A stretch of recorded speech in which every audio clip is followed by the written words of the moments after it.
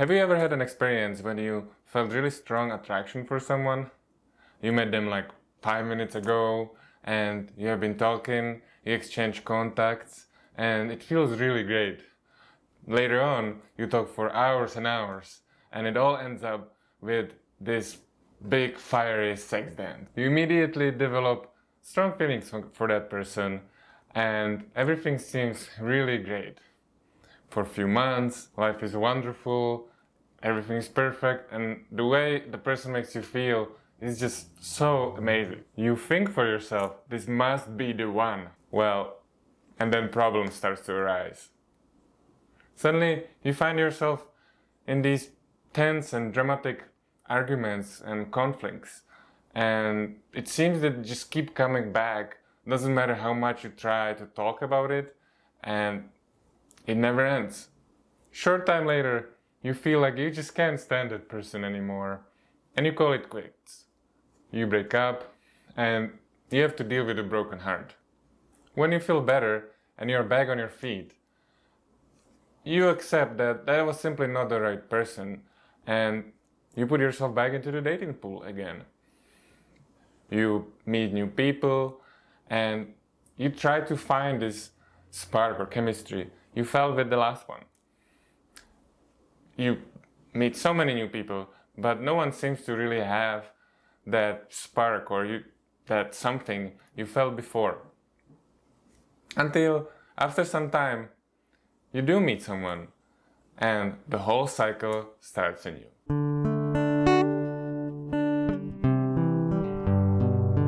Hi, my name is Martin, and I'm positive psychology and relationship coach. Today I'll be talking about why you should stop falling for that one person you simply cannot resist. If you have not subscribed to my channel, like the videos I make, please subscribe below so I can just keep making these videos for you.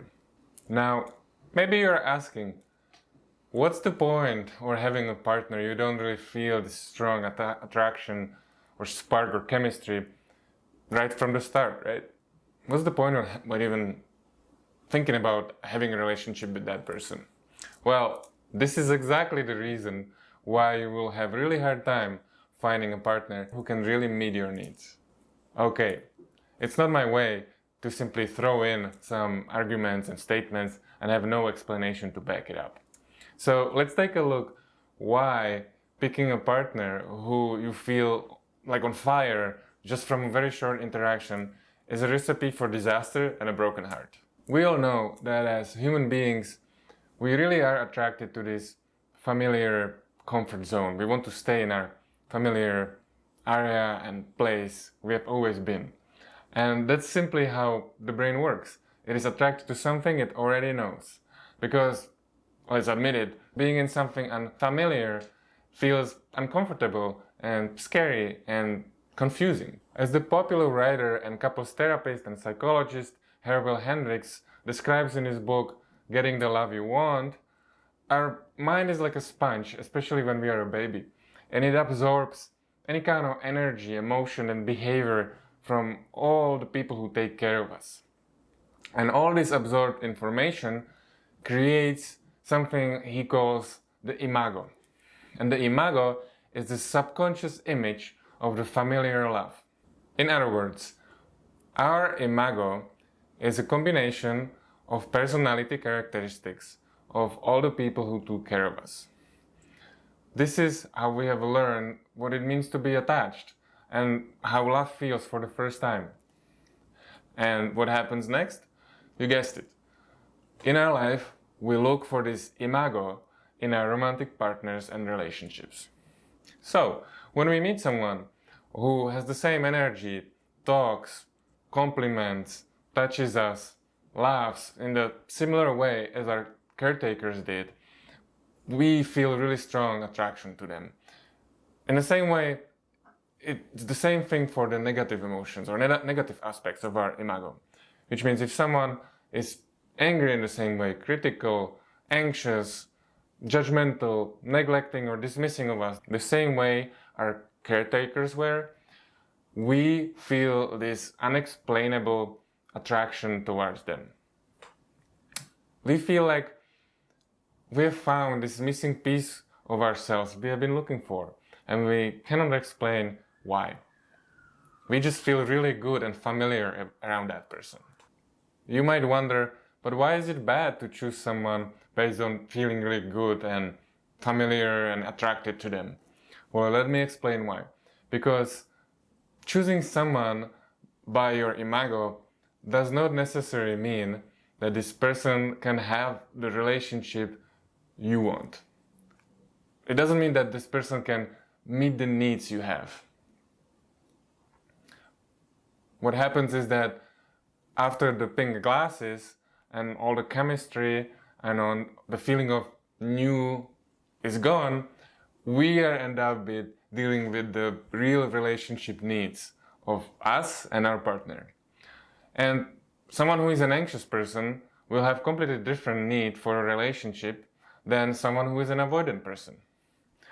I talk about attachment styles more in another video, which I will link in the description below. I highly recommend you guys to watch that video too if you want to get higher understanding of attachment styles. To go a little deeper into this, when we meet someone who we feel like this is the one, we have been looking for, that's essentially us reacting to this mix of emotions, a cocktail of emotions, if you will, what our brain produces.